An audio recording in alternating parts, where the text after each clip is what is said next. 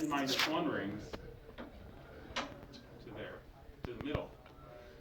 When he's done, I'm going to take my ring and move it to the ending position. Because I can only move one ring at a time. Now I'm going to call my assistant and say, all the rings that you move to the middle post, move them to the end. It seems weird, like even thinking about it, like how's that going to work? How would we write that out? So I'm saying, this is the call, this is my first call to assistant.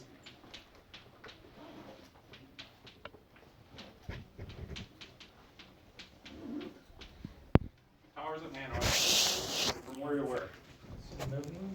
From, yeah, to the middle one, from where? From start to Okay, end. so I want to go from start. So start on what my start is. His start is going to be the same as my start, right? And his ending is going to be what? Where do I want him to put him? Minus one. Right. Or Right. A. A. Right? He has to start. Let's take it back to the beginning. I got to start at S and get him all the way over to here. So I'm going to say here, you start at S as well, but you don't go to N, to E rather, to the end. You go to the middle. Okay? And then I'm going to go from start to the end. So we see how his, when I call him, I'm saying this is your start, this is your ending position. Oh, so E would be. So now what does he use as his temporary? Because he can't, if you only have two posts, you can't do it. You need an extra one. And his temporary one is going to be what I have as my ending.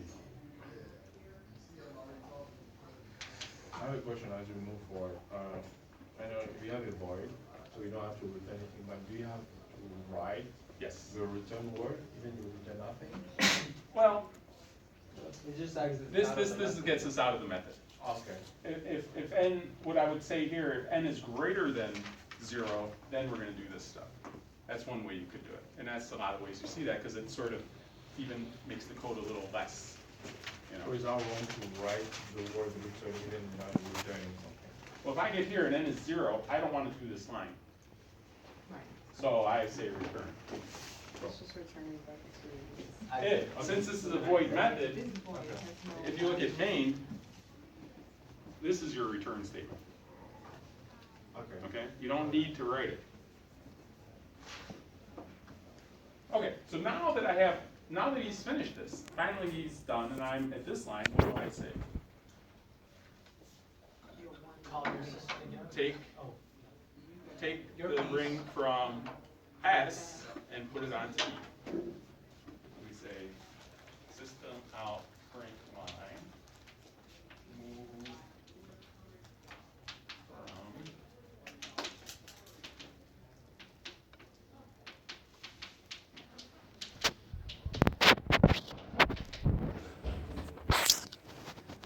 From start to end. because it's still, when I get to here, even though we've recursed how many times, S is still going to be where I'm starting from, E is still going to be where I'm ending on.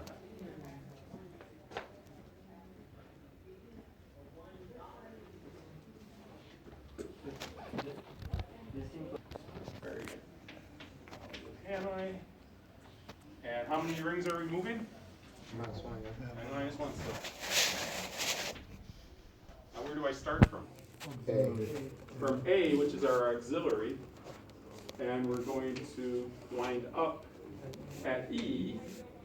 So which one can we use as our temporary, as our starting position?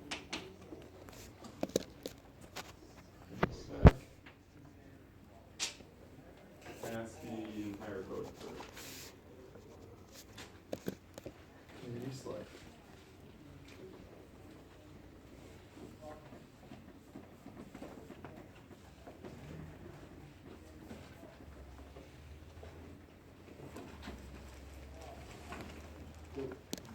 It's not always a super efficient way to write code.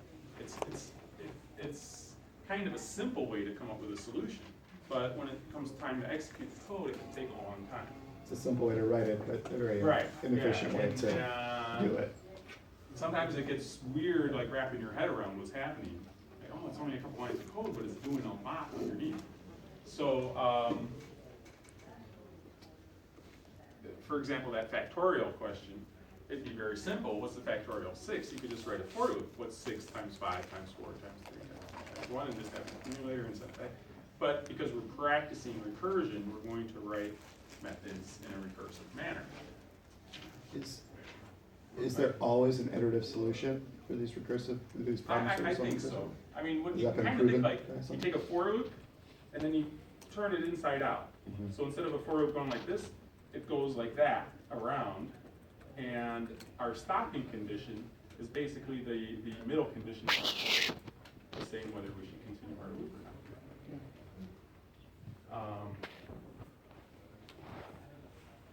Yeah, so actually any loop can be made recursive and any recursion can be made iterative. Okay, still